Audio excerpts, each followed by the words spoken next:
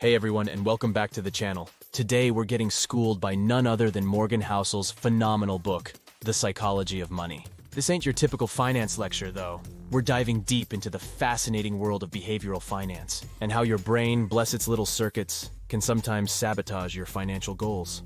It's gonna be a wild ride filled with weird quirks and smart hacks to get you on the path to financial freedom.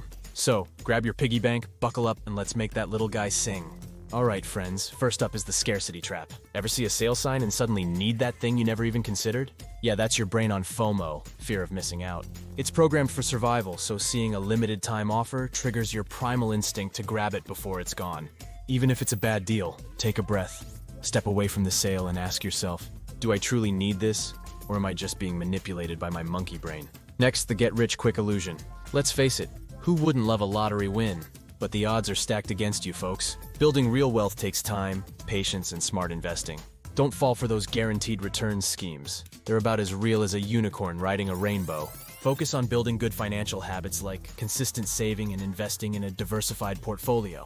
Slow and steady wins the wealth race, my friend. Finally, let's talk about the magic of compound interest and the power of time. It's like planting a tiny acorn and watching it grow into a mighty oak tree. The sooner you start investing, the more time your money has to grow exponentially. It's like financial alchemy, turning pennies into piles of cash. Time is your greatest asset. Start investing early, even if it's just a little bit each month. The future you will thank you. I want to thank you all for subscribing. And if you enjoyed this video, go ahead and smash that like button. Remember, your brain can be your financial BFF or your worst enemy. By understanding its quirks, you can make smarter choices and take control of your financial future. Want to learn more? Check out Morgan Housel's amazing book, The Psychology of Money. I'll leave a link in the description. It's a game changer. Thank you for watching, my friends.